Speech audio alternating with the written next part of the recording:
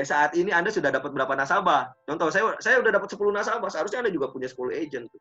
Udah jadi satu paket teman-teman ya. Nah, saya mau infoin aja ke teman-teman ya, tips-tips untuk melakukan fact finding ketika melakukan perekrutan ya.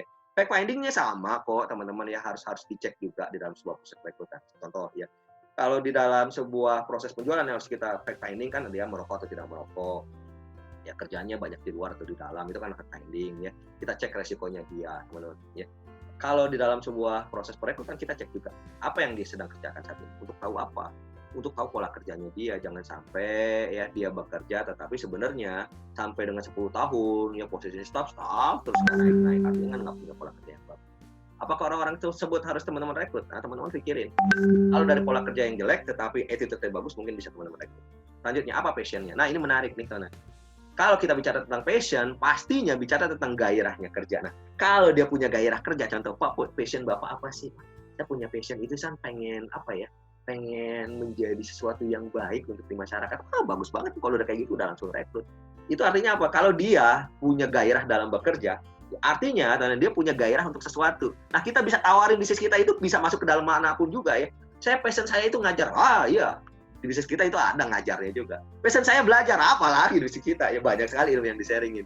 Passion saya menolong orang lagi, nah apalagi itu. Passion saya pengen terus jalan-jalan ke luar negeri setiap tahun, apalagi itu. Semua passion itu bisa dikasih di bisnis kita, luar biasa kan. Kalau kita udah tahu passionnya apa, maka kita bisa lakukan offering. Selanjutnya, ya, apa hal yang tidak disukai? Nah ini bagus nih teman-teman. Kadang-kadang yang kita tawarkan adalah teman-teman hal-hal yang baik. Padahal hal-hal yang tidak baik juga sebenarnya harus kita ketahuin. Contoh, ya, apa sih yang pengen dia hindarin? Saya nggak pengen kerja itu terlalu malam. Di bisnis kita juga bisa kayak gitu. Saya nggak pengen kerjanya disuruh-suruh terus sama bos. Saya nggak pengen. Saya lebih pengen kerja itu secara mandiri. Di sini ada. Ya. Saya nggak mau ya bekerja itu dengan politik kantor yang saling menjatuhkan, yang saling menjelekkan. Saya nggak mau kayak gitu. Di sini juga kasih kayak gitu. Nggak ada tuh.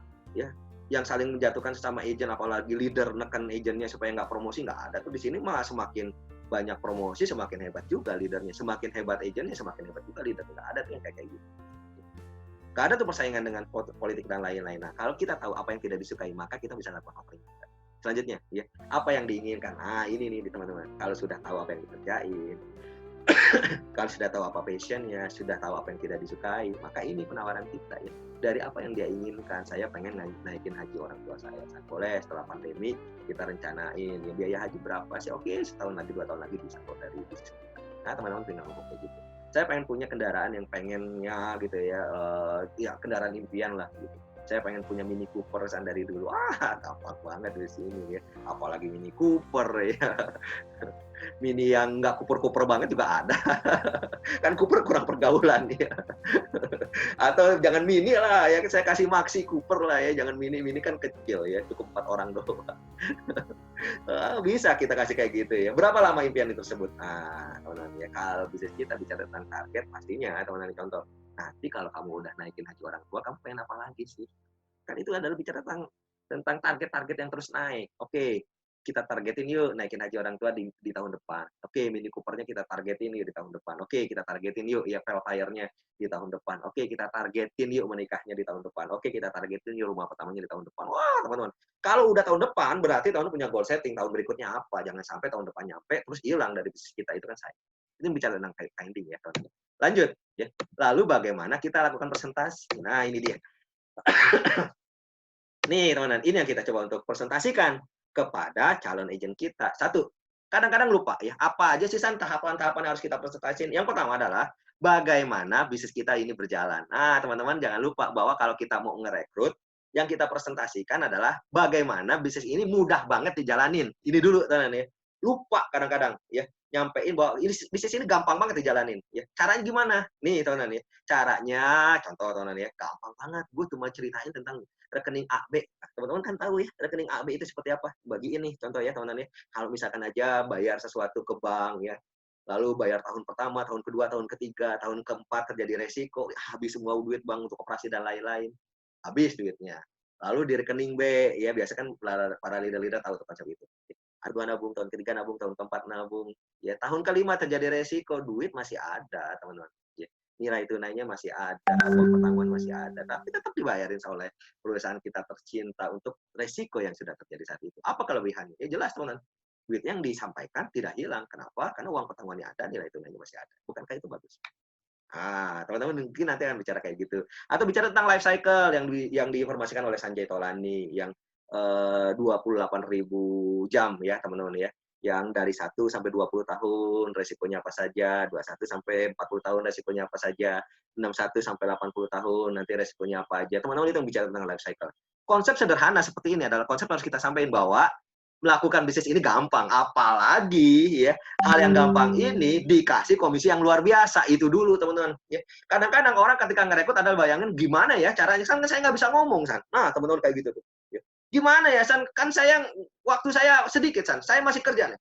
Kadang-kadang mereka bikin terlalu berat, padahal yang mereka lakukan itu gampang, cuma mengedukasi, jangankan ngomong, pakai tangan pun bisa WA nginfoin kayak beginian ya. Lihat teman-teman, ya pakai Kaskus teman-teman mancingnya, ya pakai sebuah diagram, pakai sebuah tabel, ya blast jebret, ya tunggu nanti ada yang nanya. Langsung nggak presentasi? Enggak. Dia cuma ngechat aja dulu jelasin. Kalau udah oke baru dia telepon. Bisa? Bisa banget ya. Buat gambaran bahwa bisnis ini gampang banget. Itu presentasi perekrutan yang pertama. Yang kedua, teman-teman, jelas teman-teman harus paham berapa besaran komisi, berapa besaran OR. Ini yang disebut dengan presentasi secara bisnis. Kalau teman-teman nggak paham besaran-besaran yang udah pasti miss, teman-teman. Ya, karena yang kita tawarkan ada yang nomor 2 ini, teman-teman. Yang paling utama ada yang nomor 2. Yang ketiga, jenjang karir dan reward. Nah, banyak di antara orang-orang yang direkrut mungkin tidak terlalu hitung-hitungannya ya, teman-teman, tidak terlalu passion-nya ke sana, tetapi lebih ke hal-hal yang sifatnya adalah tidak hitung-hitungan secara saya gitu. Karena teman-teman, karena beberapa calon-calon agent kita seperti orang-orang milenial itu adalah orang-orang yang idealis loh. Ya, rupiah bagi mereka adalah nomor 2. Yang paling penting adalah prinsip. Yang paling penting adalah kenikmatan dalam bekerja, yang paling penting adalah sosialisasi dan lain-lain. Kalau teman-teman ngerekrut milenial, lalu teman-teman langsung cerita tentang yang komisi dan OR, mungkin mereka tidak terlalu tertarik. Tapi kalau teman-teman loncat ke nomor yang 3, buat mereka ini adalah sebuah godaan yang luar biasa. Ya, Anda goda mereka akan menjadi seorang agency director dalam waktu 2 tahun. Ini di bisnis kita itu luar biasa loh, bisa memungkinkan itu. Anda goda mereka untuk mendapatkan reward jalan-jalan ke luar negeri. Tahun ini kita jalan-jalan ke Prancis dengan Hokkaido. Tahun depan kita jalan-jalan kemana lagi. Goda mereka dengan yang itu. Atau goda mereka dengan sisi-sisi di mana komisi dan OR bisa digunain. Ya, beli mobil baru, gadget baru, pacar baru. Dari bisnis kita itu mungkin banget. Yang selanjutnya teman-teman ya, hal-hal yang mungkin membuat orang-orang yang sifatnya pragmatis, karakter adalah pragmatis, ya. Mengenai value dan nilai ibadah juga disampaikan bahwa bisnis kita bukan hanya bicara tentang reward, bukan hanya bicara tentang kompensasi, bukan bicara tentang mudahnya, ya, tetapi bicara tentang value-nya juga. Dan yang terakhir, mungkin teman-teman bisa bicara tentang bisnis ini bisa diwariskan. Ini yang kita coba untuk presentasikan, ya. Beberapa hal-hal ini juga teman-teman harus note ya, profesinya mulia, jalan-jalan ke luar negeri, penghargaan dari perusahaan, waktu kerja fleksibel, ya, passive income, ya, dan lain-lain. Ya, teman-teman ngebedain ke mereka. Pak, ya, mulai tahapan-tahapan. Banyak orang-orang di luar sana bekerja untuk active income. Ya. Ketika bekerja, dapat gaji, dapat penghasilan. Di bisnis kita ada nggak? Ada, Pak. Di bisnis kita juga kayak begitu, Pak. Ya, ketika kita coba untuk menjual produknya, menyampaikan produknya, itu yang disebut dengan active income, Pak. Ya. Produser di bisnis kita disebut sebagai orang-orang yang mendapatkan active income. Dari komisi itu adalah active income, Pak. Ya. Orang membeli polis dari kita, gitu ya, lalu membayar preminya ke perusahaan, lalu kita mendapatkan komisi dari premi yang dibayarkan, itu adalah active income. Kalau kita coba tidak berjualan, maka kita tidak dapatkan active income. Nah, active income-nya sekitar 5 tahunan di bisnis kita. Teman-teman bilang kayak gitu ya. Ada yang seumur hidup ada sih, Pak. Gitu ya. Cuma, Pak, yang kita tawarkan bukan cuma active income, yang kita tawarkan juga ada passive income-nya. Nah, kalau bicara tentang passive income, bicara tentang bisnis nih, Pak. Gitu. Artinya, Pak, ya, kalaupun kita tidak jualan, nggak masalah, Pak. Agen-agen kita jualan, tim kita jualan, dan kita memonitor mereka, kita mengembangkan mereka, kita tahu hal-hal yang baik buat mereka, lalu mereka pada akhirnya luar biasa.